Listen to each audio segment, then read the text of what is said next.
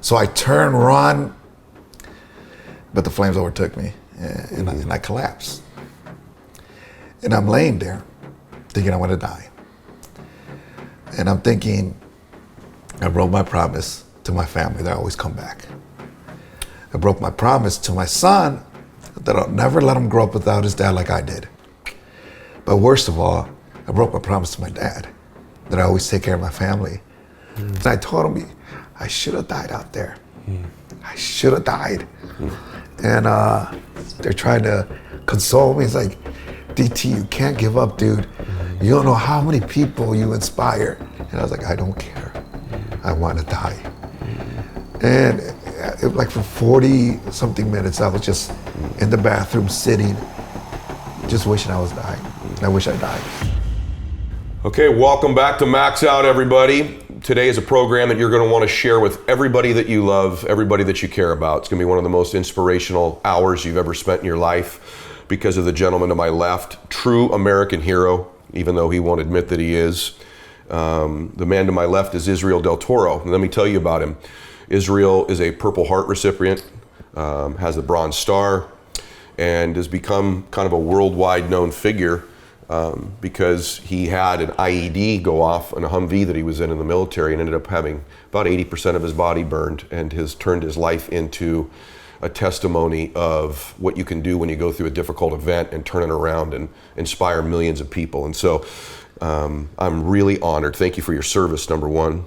And most importantly, thank you for being here today. So thanks, brother, for being here, man. Thanks for inviting me. It's good to have you. Those of you that are listening to this in the audio, I would challenge you at some point today to go see the YouTube version so that you can get an idea of some of the B-roll that we're feeding in, and you can get a better flavor for some of the things that Israel's overcome and that he's been through. So thanks for being here, brother. That's my pleasure. Super excited, man. I wish it could have been nicer wetter. I know. Well, you come all the way here and it's raining in Laguna Beach. It's no bueno. So let's get into a couple things here. I want to, before the military, because we've got to know each other. We share a birthday, right. So there's a brotherhood there. And we've got to know each other now for the last 6-7 weeks pretty well, and we've talked several times. But what I didn't know is that, your childhood wasn't the easiest childhood even before we get to what happened in the military. Tell us a little bit, share with the audience a little bit about, you had to grow up pretty young. So you lost your dad and your mom basically in back-to-back years as a young man. So tell them about that. Yeah, I lost my dad when I was 12, January of 88. And then I ended up losing my mom July of 89. I had just turned, 14. Wow. So yeah, I had to grow up real quick, especially after I lost my mom. Yeah. Because I'm the oldest of 4. Me too. And it's something I took that when my dad told me, which is weird, I was the last one to speak to him. He had a heart attack, right? Yeah, he had a heart attack. For a long time, my dad had respiratory problems. Like the last year and a half that I remember of his life, he wasn't working anymore. He was on a respirator. And he had gone to Mexico to see if there was anything for him to do. Okay. They could do anything for him out there. And he left after Christmas. And then, he called. This was in January.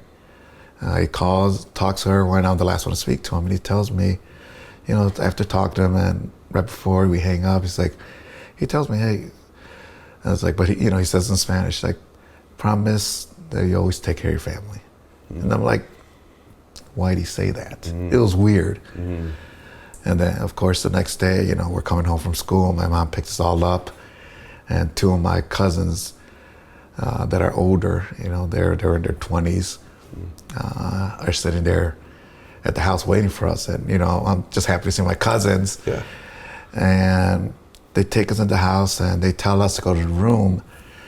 And they're talking to my mom, and I'm looking, and they're in the dining room, and I see my mom break down, and I knew instantly that I lost my dad. Oh, jeez. So, after losing my mom, that's when I really took to heart of those words of my dad, take care of my brothers and sisters, because it was a promise that my dad asked me to do. Your mom was a drunk driver, correct? Drunk driver, yeah. She was, she got hit on Memorial Day. She was on a motorcycle with the guy she was dating at the time, and drunk driver hit her. She wasn't wearing a helmet. She flew, hit, and then in July is when she passed away. Dude, this has not always been like the easiest road for you. I mean, you lose your dad, then you lose your mom. What do you, honestly, if you go back to that, because there's people listening to this that have gone through some type of loss that they think significant, right? They just lost a relationship there and they lost a business they've had. You're this little boy, you're 14 years old, you've lost your mother and your father in back-to-back years of your life. Your dad's words are ringing in your ear to take care of your family. What were you thinking then? Did you make a conscious decision like, I'm gonna take care of my family? Or? Yeah, I made a conscious, like, my dad was everything for me. He was my hero. I followed him everywhere. So when he asked me to do that, I was like, I gotta do it. So, I was the oldest, and now my grandparents are taking care of us. And, they're 2 generations behind. Yeah. All of us were athletes. Me, my sister, my brother. My little sister, she was still 6, 7 years old, so she didn't really get into sports, but the rest of us were. So my grandpa was very old-fashioned. He believed that the girl stays in the house, cleans the house, cooks, cleans. And so my sister wasn't allowed to play sports anymore. So I had to be that, a lot of time, that in between for my grandparents and my brothers and sisters. Like, hey, grandma, grandpa, try and understand. So I had to do that a lot. You grew up quick, I would imagine. I did, and for a long time I thought I was cursed. I really did, because anytime I had a high in my life, something brought me right back down. Like when my dad passed away, before that I went to the school that finally all my friends were at, and then my dad dies. I'm about to start high school, graduate in 8th grade, mom gets killed. And that's just the beginning. Later on, there's even more incidents that happen in my life, and I'm like, why is this happening to me? I wonder if, in hindsight, if any of those things prepared you for the ultimate difficult incident that happened in your life. And I believe that. I believe that now, that the big man up there probably had a plan. Throw all these obstacles in front of me. Because he probably knew what was going to happen, and to get me prepared to overcome the major thing that was going to happen to me when I got hurt. It's interesting, because I always say, it's easy for me to say, but that's actually not easy. It's easy to say and not easy to believe, but I actually believe things in our lives happen for us and not to us. That's so difficult, especially when the circumstances are extreme, of losing a parent and then losing another one. But in hindsight, it's almost always true.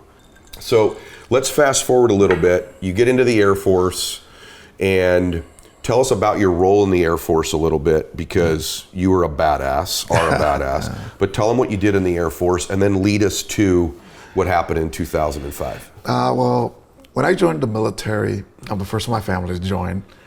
What's the odds of the first one to join and then the first one get hurt? But when I came in, I wanted to do something challenging. Not to take away that all the other career fields in the military aren't challenging, but I wanted to be that dude when I'm old in a rocking chair and with maybe a stogie in my mouth, and my grandchildren and great-grandchildren ask me, Grandpa, what you do in the military? I want to be that guy and be able to say, I killed a lot of mofos when I was in the military. I wanted to be that dude, I grew up, watching Rambo. In the 80s, who did not want to be Rambo? Long hair, bandana, muscle head. Who didn't want to be, when I was younger, I might have had the longer hair, but I don't have that stuff now anymore. Right. So I wanted to do something like that. So when I was in basic, TACP recruiter, that's my career field, TACP, which stands for Tactical Air Control Party, came, and, this guy just was all badged out. Ranger, a paratrooper, he had all these badges. He had his beret on. I mean, he looked like Rambo. Okay. And he's just telling us what you could do in the, this job. Jump out of planes, go to scuba school, Halo school, sniper, call in airstrikes, you are the man on the ground. I'm like, dude, I want to do that. Really? So, they interview you, and then you got to take a PT test, physical training, to see how you do well. And I got selected, and then I headed off to tech school, and graduated, got my beret, and got to my assignment and started getting qualified to become that guy to call in the airstrikes. And in the meantime, I went to other, schools, qualifications that I needed. And then I became a fully qualified JTAC. And from there, of course, I deployed to multiple locations. And then, eventually I ended up in Afghanistan where I got hurt. Yeah. But So everyone just should know this too, because my introductions trickle throughout the interview. But you're talking about a senior master sergeant as of this year, right? You're talking about it. I made it last year. Yeah, last year. Last March, yeah. So you're talking about a man who's accomplished so much in his career there as well. And we'll talk a little bit later about a Purple Heart and a Bronze Star. But take us through, I think it's December 4th, right? 2005. 2005. That's a day that certainly some change happened in your life. So share with everybody what happened that day. That day, we had been in Afghanistan. We were in the southeast quarter, in the Hamar province of Afghanistan, one of the more, dangerous areas. And I was out there with a scout team, and our mission was to capture or kill this high value target out there, and destroy a supply route that the Taliban was using. Like I said, we had already been out there a couple of days, and the day I got hurt, our team had split in two. Half of my team was up on the mountain, and my team was Overwatch. And we're coming back, like I said, we're already out there for a while back to go pick up the guys up on the mountain. And we're driving in an Up Armor Humvee. And the weird thing about it, that was the first time in country I was in an Up Armor Humvee. No way. Usually I was in a soft skin, I was on the dirt bikes, ATVs, foot. That day I was in an Up Armor Humvee. And we're driving, and we cross this creek, and no more than about 200 meters that we cross this creek, till I feel an intense heat blast on my left side. I'm like, holy crap, I just got hit. And people talk about their life flash in front of them when stuff like that happens, and I never believed that. But when I got hit, all these images started flashing. It was like boom, boom, boom, boom, boom, picture. Of what? Of different events in my life. But the three distinct ones that I remember are, the first one was me and my wife finally gonna get married by the church. After our third attempt, because every time we tried, I got deployed and stuff like that. Then flash. Next one is me and her honeymooning in Greece. But the last one was me and my son. Me teaching him to play ball, because I played ball all my life, baseball. And then something clicked.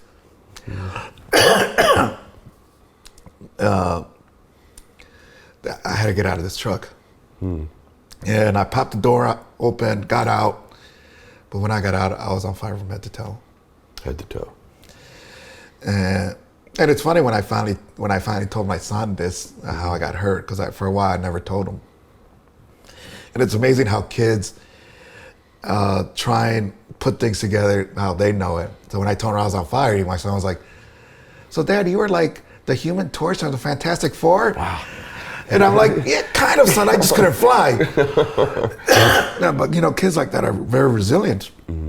But when I got out of the truck, like I said, I was on fire from head to toe. But I knew that creek was behind me, so I turned, run. But the flames overtook me, and I collapsed. And I'm laying there, thinking I'm gonna die. And I'm thinking, I broke my promise to my family that I always come back. I broke my promise to my son that I'll never let him grow up without his dad like I did. But worst of all, I broke my promise to my dad that I always take care of my family. So I'm laying there, just burning. And then that's when one of my teammates yells, "DT, you're not gonna die here," helps me up, and we both jump into the creek to extinguish the flames. And the reason why he jumped was, when he was helping me, I lit him on fire for a little bit. I was like, "My bad, dude." And as we're laying there, I look at him, I was like, "Man, this sucks." And he was like, "Are you trying to be funny, bro?" I was like, "No, man." I was like, I just got blown up. I was on fire. I had to jump in a freezing cold creek in the middle of December in Afghanistan. And I don't know if it was just me trying to calm the situation subconsciously. Because as soon as I got hit, my team that we're going to pick up got hit with a crossfire. And now they're calling for help. Wow. I was like, we need gunslinger. That was my call sign at the time for CAS, close air support. So even though I was hurt, I had to figure out what to do. You know, those words of my dad, take care of your family, has evolved. It's not just my brothers and sisters, my wife, my son. It's now anyone that needs my help. My teammates, they're my family. So I had to figure out what to do. My radios were destroyed. My backup radios were destroyed. Luckily, there was another vehicle behind us. And I started telling one of the other team members, hey man, repeat everything I say so we can get some help for our teammates. At the same time, my medic's trying to take care of me. And I'm like, nah, dude, I'm okay. Yeah, my leg hurts a little bit. But I looked at myself, all my body parts are here. I probably have some singed hair, singed eyebrows. All I had to like cut off these shorts I had on underneath. We call them Ranger panties. They're running shorts. I was like, cut them off because the elastic's burning me. Wow. And I was like, take care of our other teammate that was the gunner. He got blown out and the truck had run over his legs, Bailey. And it was funny when the medic came to visit me in the hospital. He was like, dude, watching you try and call an airstrike butt naked was at the time it wasn't funny, but now thinking about it, it was pretty funny watching you trying to do that. Wow. And as I'm repeating or saying the words that we need to get help, by the time the last phrase came out that the other team member had to repeat, you know, I started getting scared. You know, I'll never stand in front of everyone and tell them that I was like this brave guy that wasn't scared, you know, just went out and did his mission. I got scared because I started having a hard time breathing. The pain, I guess, was settling in. All the adrenaline was finally leaving the body. And I wanted to rest. And I was like, man, what's taking this helicopter so long to get here? You know, the aircraft were coming to help my teammates, but now I'm thinking, where's the medevac? And I was getting scared. And then I told the medics, like, hey man, I need to sleep. Let me rest, let me close my eyes for a little bit. Because even though I thought I wasn't that badly hurt, he knew I was. He knew if he let me fall asleep, I'm not gonna wake up. So, you know, when we're out there, we're teammates, we talk about our lives, what had happened to us and stuff like that. So he knew that I had lost my dad, and I had always made that promise. He knew that. Yeah, because we talked about it. You know, when we're sitting there, not anything going out, you know, you BS, you know, you're brothers. And then I said, I'll never let my son grow up like that, like I did. So, you know, when he's trying to motivate me, he's first, come on, DT, fight. Don't fall asleep. Stay up, stay up. And I was like, man, I'm just tired. Let me sleep. And then he starts, come on, DT, fight for your son. Wow. You said you'll never let him grow up without his dad like you did. Come on, dude, fight. And he's making me yell it, fight for your son. Fight, buddy. And then he says the weirdest thing. He's like, come on, DT, fight for your son so you can teach him to be a pimp. And I'm like, I'm thinking to myself, did he just really just say that? It scrambles you. Yeah, it scrambles your head. And then he says it again. I was like, so there I am, butt naked in Afghanistan, you know, at the top of my lungs. I gotta fight for my son, teach him to be a pimp. That's real. But you know what? You do whatever you can to keep your teammate going. Wow. And that's what kept me going till the helicopter came. And I remember them trying to carry me. I'm like, oh, hell no, dude. I walked into this fight. I'm gonna walk out. So I got up, hobbled. Did you really? Yeah.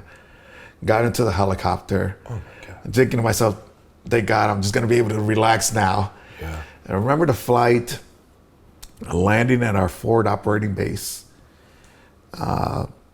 going into the field hospital, seeing a couple of my other teammates there, seeing how am I doing, seeing the doc cut off my watch and telling me you're gonna be okay.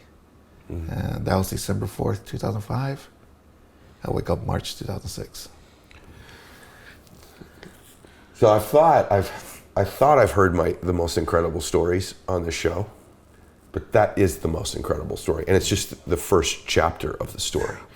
But you guys all need to know something, just to interject. He doesn't talk about this. This isn't something you're going to go hear everywhere. And I have to go back. The instant this happens, I think it's amazing that you have these conscious 3 thoughts about your dad and your son. Like, I think that's incredible. I cannot get over the fact that after you've been burned this badly, you're laying there naked, that you're still calling out orders. You think you have chaos in your life? You think you're having a bad day at the office? You think you've had a bad week? I hope you just heard this story. Those of you, the young people that are listening to this, that are going through a difficult time at school, or something's not going good, or maybe you're being bullied, or there's something with your grades. Yeah, that's bad, but compared to what, right? And so now he says it's December 4th. He wakes up in March, right? So now there's the wake up, right? So this event takes place. I don't think someone could tell the story better than you just did. What is it like now when you wake up in March? Talk about the condition you're in, what your thoughts are when you open your eyes. What do you see and what are you thinking? When I finally wake up, the doctors are there, and I remember my wife being there and one of my other teammates being there. Because when I got hurt, my teammates from all parts of the world came to be by my side, but most importantly, be there for my wife and for my son. So she was never left alone, because my wife didn't speak very good English at the time. Okay. So they got her a translator. One of my teammates translated for her and all that. But when I woke up, the doctor started asking me, "Do you know where you're at?" I was like, "Afghanistan?" It's like, "No." It's like, "Do you know the date?" I'm like, "December or something." And they're like, "No, it's March." And I'm like, "Oh." Now everything's like, okay. And so they start telling me what had happened. The worst part about everything that I felt bad about, is when they tell me when they notified my wife. Yeah, I was thinking the same thing. Yeah. Because they notified her December 5th. That happens to be my wife's birthday. Yeah. And I'm like, great. That's an amazing birthday gift I just gave my wife. But are you like this before, Israel, where everything that's happening, you're thinking about the impact on other people? Because you're on fire, you're blown up, and you're thinking about your dad and your son and other people. And then when you wake up, you're thinking about your wife's birthday. Were you always like this? Yeah, I guess I've always have been. I always, again, I truly believe in those words my dad told me. Mm-hmm. Take care of family. And that requires me sometimes to sacrifice things, which, in my young years, I didn't say anything about, but I gave up a full academic scholarship at the University of Illinois after my sophomore year, when my grandma got cancer. My grandfather already had a stroke my freshman year. I was like, you know what? I got to help my brothers and sisters and my grandparents, because they can't do it. But so I've always thought that way, because I really do live by those words of my dad. It's amazing, brother. You're burning to death essentially in this river at the time. You could have died, and you're thinking about your brothers on your team. I mean, I think it's just amazing to me. So, so it's her birthday. You're thinking about what a terrible birthday gift I gave her. Yeah, right? Terrible birthday gift I gave her. But I had always prepped her. Mm-hmm. I always told her, if you get a phone call, something probably had happened. But if you get teammates showing up there with a priest, then I'm with my parents. But when I wake up, but like I said, she was prepared. She knew, okay, what's happened. They tell her, and of course she comes by my side. But when I wake up, they start telling me, yes, Sergeant Del Toro, we only give you a 15% chance to live. 15. 80% of your body has third-degree burns. You almost died in those 3 times. Mm. And now you're awake. You still got a long recovery. Mm. You're going to be in here for another 1.5 years. You may not walk again. You're going to be on a respirator for the rest of your life. And your military career is pretty much over. And they're waiting to see what I'm going to say. Mm. And I couldn't talk, because I had a trach in my throat to help me breathe. And I'm looking around, I'm noticing, okay, why can't I move? I was like, why am I looking like I'm missing body parts now? Because when I went to sleep, I had everything. Mm-hmm. And then, like I said, they're waiting to see what I'm going to say. Mm. And I really don't want to repeat, the colorful words I wanted to say. Repeat it. But I told him he can go to fucking hell. Yeah. I was like, I'm not going to accept that. I've never accepted what other people say should be my diagnosis. I didn't accept it when I was younger, a kid growing up on the south side of Chicago without parents. I should have been a gangbanger, drug dealer, right. But I was neither. Graduating high school, same thing. It's like, maybe you should try junior college. No, full academic scholarship to University of Illinois. So why am I now going to accept these doctors' diagnosis of me? So after that, every day I freaking pushed every single day. I want to ask you, when the incident happened, you described that situation, you said there was adrenaline. When the adrenaline went off, was the pain incredible? And secondly, what was the pain like physically when you woke up? When the adrenaline started going away, I didn't feel too much pain. Okay. It was more, I was having a hard time breathing, okay. And I was tired. When I woke up, that's when I felt the pain. Okay. I mean, when you're severely burned, what kills the burn patients isn't the burns, it's an infection. So what they have to do so you don't get any infections is that you literally get skinned alive.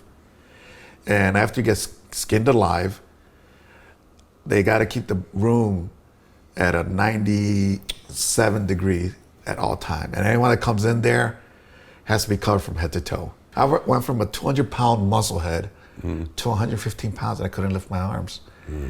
So I did have down days, but luckily I had friends there. I had my family there because no one can do it on their own. They can't. Yeah. You have to have help. No matter how strong you are, you think you are, you always need help. And the day you're talking about, my darkest day, because people ask me, did you ever wish you wanted to die? And I was like, no, not once, except for this day. And like you said, I do call it my darkest hour. When you're severely burned, they cover the mirrors because they want to ease you into your transition, what you look like now. And I knew I didn't look the same. Obviously, I could look at my body. I was like, okay, I'm missing fingers, stuff like that. But I'm thinking, well, maybe my face may kind of look the same. Because again, I didn't see what the burns did. I was like, I probably have singed stuff, but I think I kind of look the same. So the day I saw myself, I was going to the restroom, and my wife was helping me, and Gary, my therapist, who I call my guardian angel, this 6'6", bald white dude. I mean, it was amazing. And they were helping me, and I slipped, and I was about to fall, and they grabbed me. But as they grabbed me, I don't know who grabbed the towel off the mirror, falls off, and I see myself. And I break down. And I tell them, I should have died. You guys should have let me die out there. I should be buried with my teammates, the ones that have passed before me. I was like, why did you let me live? And it wasn't a vanity thing. It wasn't that at all. It was, man, if I'm a 30-year-old man at the time, and if I think I'm a monster, what's my 3-year-old son gonna think? He was my everything. He was my strength. He was my spark. So the thought of him being terrified of me and not want to be around me crushed me. And I told him, I should have died out there. I should have died. And of course, Gary and my wife, they're trying to console me. It's like, DT, you can't give up, dude. You don't know how many people you inspire, how you just don't give up. Every day you tell people to get you up, get you stretching, going through some of the most intense pain a human can go through. It's like, you don't just inspire the staff, but you inspire all these other wounded guys in the hospital. And I was like, I don't care. I want to die. And it was like for 40 something minutes, I was just in the bathroom sitting, just wishing I was dying. I wish I died. And as you can tell still, it's been freaking couple of years, but it's still thinking of it. Sure. It hits me. But then Gary says, because he knew why I wanted to die. Because I was saying, my son's gonna be terrified of me.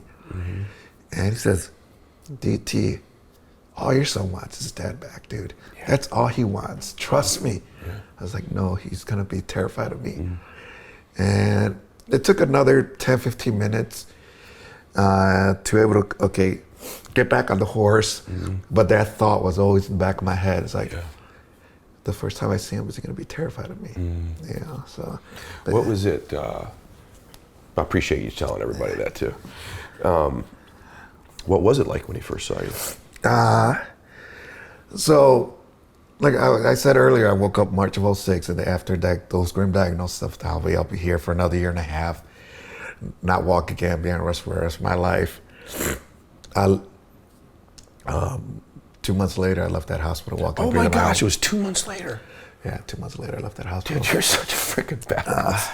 So you had 1 hour of that moment, basically. And the entire time, and it's a dramatic moment, still here we go many years later, it affects you in that moment. Why do you think, by the way, that it makes you emotional like this right now? Do you think it's because of you going back to what you felt then, how scary it is to think that you thought those thoughts? It was going back to that moment. Yeah. The fear of that, you know, my son. It was all still about family for you. Be terrified of me. So, was he? Well, 2 months later, so you get out of there a year, you're out of there a year and 4 months sooner than they told you basically would be. I walk into the house, and when I walk in, you know, I could walk, but I couldn't walk distance because what was hurting me was my conditioning. You know, I can maybe walk 100 feet, but then I'll be exhausted. I have to sit down, you know, get going again. So I walk in, and I look like a freaking mummy because I have bandages over. All you see is my face, and I had a ball cap on. And I remember friends being there, teammates of mine, a lot of my family. And then my wife calls out to my son and says, Wedo, that's his nickname. It's like, you know, Papi's here. And he comes running out, and I hear his little feet hitting the floor. And he sees me and stops. And I'm like, oh shit. He's scared of me. Everything that I felt was coming. I was like, what am I gonna do? What am I gonna do? Then he looks at me, tilts his head to the side, and says, Papi. I'm like, yeah, buddy. And comes up and gives me the most amazing hug I ever had. And, the most amazing feeling I ever had, besides seeing him born. But Gary was right. All my boy wanted was his dad back. That's all he wanted was his dad back. He didn't care what I looked like. He knew that I was that, and he just wanted me back. Brother, that's such. Yeah, I've never done an interview where I don't know what to say. Like I don't know what to say. I think that's just amazing. I think just amazing moment. Thank God, right? Yeah. Thank God. Yeah, kids are resilient, dude. They really are. We kind of think they're not. But they really are. They just try to adapt things to what they know. Yeah, certain men are resilient too. Certain men are resilient. And by the way, he's drinking Jack and Coke. Just so you guys know, if you're wondering what he's drinking, that's what real men drink. Whiskey. So I drank tequila before the show, but he went Jack and Coke. So some men are real resilient, and I think. You know, I know what's happening in the world right now listening to this, and I know how people are responding. But even with how deep we've gone, this is not just, so you're listening to this in an hour. This was every minute of every second of this man's life. He was going through this pain and mentally, emotionally. And I can't help but think back to what your dad said to you. I can't help but think back that had some divine intervention involved, and that it was preparing you for very few children go through their entire life by losing their parents at such a precious age like you did. And then what happened? I didn't know about what happened in college with your grandparents. Yeah. And then this. So I want to know, I think people would be interested to know, first off, what about now physical pain? The only real physical pain I have is this hand. It's more like nerve pain that I get. So if it wasn't for this, I probably wouldn't be taking any pain meds at all. Okay. Because I don't take any of the heavy pain meds. I'll take gabapentin and tramadol. Yep. They're not big, addictive pain meds like, Dilaudid, Percocet, all that. I wanted to get off that right away. I was like, I don't want to be on this. I was like, I'll tolerate the pain, so I don't have to be on it. But this is only the real pain. I mean, is it correct? I think everyone needs to hear this. You've had over 100 surgeries. Yeah, I've had, I don't know, 130 plus now, something like that. Everybody just process this, right? And so you're just accept this. You're a legitimate, real-time, big-time hero. And I consider you, even though we kid around with each other quite a bit already, I consider you the most heroic person I've ever met. And by the way, also because it's just beginning. In other words, I just feel like we're at this particular chapter of your life. I have to ask you about some important things though. So, because guys, he didn't just like, okay, I survived this, my son loves me. There's a lot more to this too. So what's it like, just tell us for a minute, what's it like winning a Purple Heart? It's here he goes. Watch this. It's an award that one doesn't want to receive because it means that you got hit. Yeah, you got hurt. You're out of the fight maybe for a little bit or for a while. For me, since that incident, I'm not out there with my teammates anymore. So it's a tough one to receive, but it's also the oldest medal that the military had. It was created by George Washington. So it has that esteem, that kind of honor, but still you still have that. It's like, man, I got this, but now I'm not out with my teammates anymore. But I think everybody needs to know this. He's also, everybody, the first 100% disabled person to re-enter the military and is currently, as of the time of this recording, active duty military with 100% disability, right or wrong? Yeah, right. Okay, so please give yourself some dadgum credit, right? So in the history of the military, first dude ever to re-enter active duty in the military with 100% disability. So you got the Purple Heart and you're back in the military. So let's just be giving you credit for that. Okay, look at him, put his head down. So this is true. Who gave it to you? Was it Bush? My Purple Heart, I don't remember it. Okay. President Bush. Okay, President Bush. He came to the hospital. He when he comes with the guys, he truly loves his guys. Yeah. He doesn't want cameras. He doesn't want anything. He just wants to be there with the teammate. And when he came to visit me, it was in December. The only reason I know this because my wife told me. He talks to her in Spanish. He's like, being there for her. And then he wants to come see me. And the doctors wanted to cover my face, put a mask, and my wife's like, no. I want him to see, my husband. And there's a picture out there of me and him, when he meets me. And like I said, when you're in there, it's 90 something degrees and you got to be covered from head to toe. He went in there, gave my Purple Heart and stood there for 20 minutes just talking to me. Great. My wife told me he was in there longer than some of your family members ever were when they came to visit you. Wow. He just stayed in there. And then when I finally, when I woke up and I was like, hey, DT, you got a Purple Heart? I'm like, well, when did this happen? Wow. I was like, yeah, President Bush gave it to you. I was like, oh, that's cool. I was like, well, I wish I remembered it. So in June of 2006, they presented me my Purple Heart and an Army Commendation Medal. Awesome. And so you met him again then? No, the Chief of Staff of the Air Force at the time. Did you ever meet Bush post that? For some reason I thought I saw a picture of you. After that? Yeah, I've met him a couple more times after that. That's kind of a big deal. Did you meet President Obama ever after that? I never got to meet President Obama. I got to meet Michelle a lot. She went to a lot of the competitions like the Invictus Games with Prince Harry, and she was there for a lot of stuff like that. So let's talk about that for a second. So now this guy, you segue. You're good at this, by the way. You're good at this. You're segueing me right into my next question. So this guy goes through everything that he's gone through, and then he ends up wins the silver medal at the Invictus Games for powerlifting in 2014, right? Is that correct? That is correct. I think so, 2014. Yeah. You won a silver medal. You should know when it is, brother. That's a big deal. This guy with these medals is no big deal, right? And then in 2016, though, Invictus Games wins a gold medal and the shot put. So talk about that for a second. What's it like to go back and compete again, having gone through what you've gone through? I doubt when you're laying in that river, you know, or actually probably better when you wake up and they go, hey, here's your life.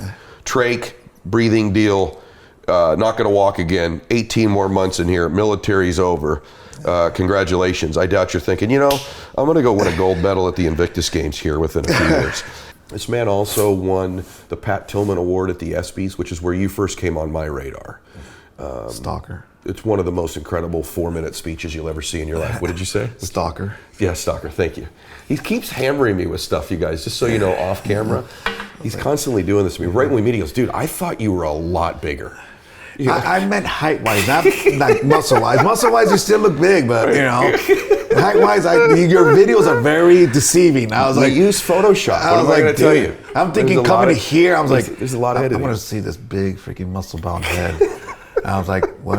I was like, I'm not going to be able to mess with him because he'll beat my ass. Would you please let the audience know that I'm still a very big man? Everybody, just so you know, what you see here. You are big. Yeah, thank you. Just not height-wise. Just stop it. Yeah. Okay, just stop it. Whatever. By the way, this guy said, let me tell you how I first said I'm going to interview him. Can I tell him the story? We probably shouldn't say who it was. Yeah, you can tell. Okay, so we're at the Super Bowl. This guy's sense of humor is just unreal. But we were at the Super Bowl, and it was a big, huge room full of like a lot of really well-known people. I don't know how many people were in that room. 1,000? Oh, God, yeah. Maybe 1,000 people in the room. It was huge. And this after one, party. Yeah, it was a huge pre-party, pre-Super Bowl party. And tailgate. It was the tailgate of the Super Bowl. And he comes up on the stage, Sage Steele, who's an amazing journalist for ESPN. She does a great job. But she introduces him, and she basically introduced you by saying, hey, you're blowing up right now, right? And tell him what you said in front of the entire crowd back there. You know, I've known Sage for like, Right. she's on the board of the Pat Tillman thing, and so we've known each other for a couple of years now. She's amazing. Great one. And when she says that, I'm thinking in my head, did she just really just say that to me? I was like, well, I'm gonna get her. And so she says it, I'm like, Sage, that's kind of insensitive to say that to a guy that got blown up by a bomb. And the crowd lost it. The crowd lost the it. DJ was dying, laughing. And Sage was like, oh my gosh. I can't believe I just said That was the best moment. So tough stuff now. A couple tough ones. This is one of those interviews where if I could literally go 25 more hours, I would just keep going. But real simple question. Probably not easy to answer though. What did you learn through all this? Like, what's the takeaway? About yourself, about life, about anything? What I took away from all what had happened to me is like that my team was there, my family was there for me. They didn't let me be by myself. They were there when I was having bad times. So I saw it after I finally got out, started to get stronger. I saw it as my mission now to be there for my teammates.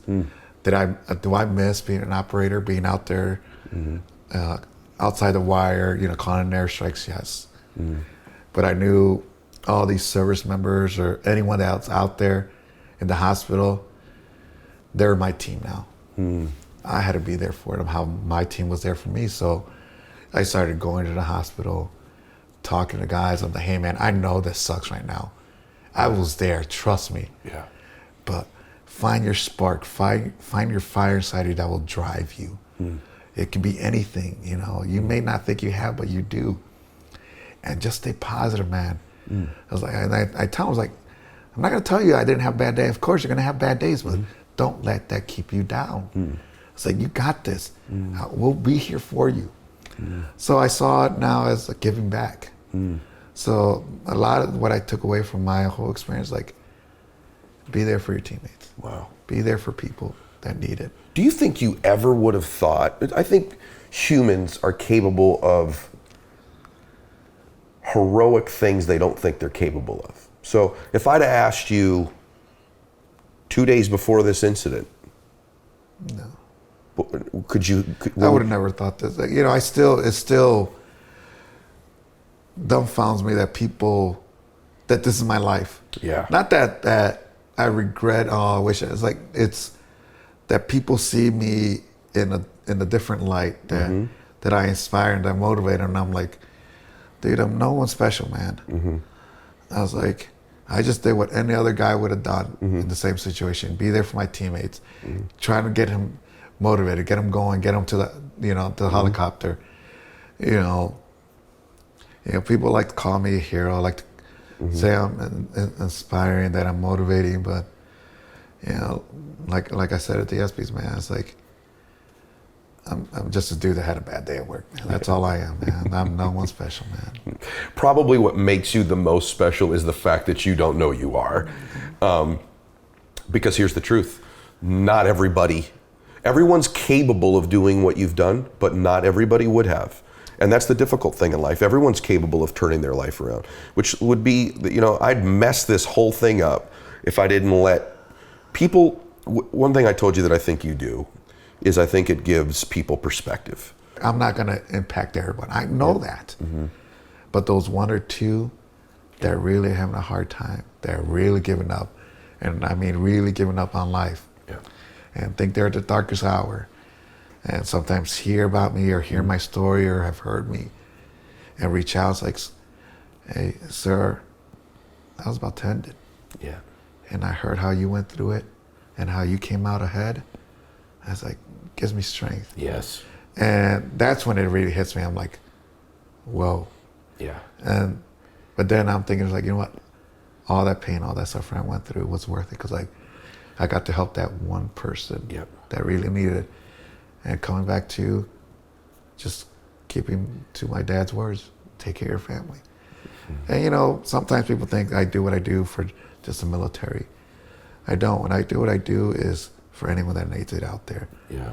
A civilian, someone had a car accident, someone that's going through marriage, someone that had a business thing, like you said. You're taking care of your family.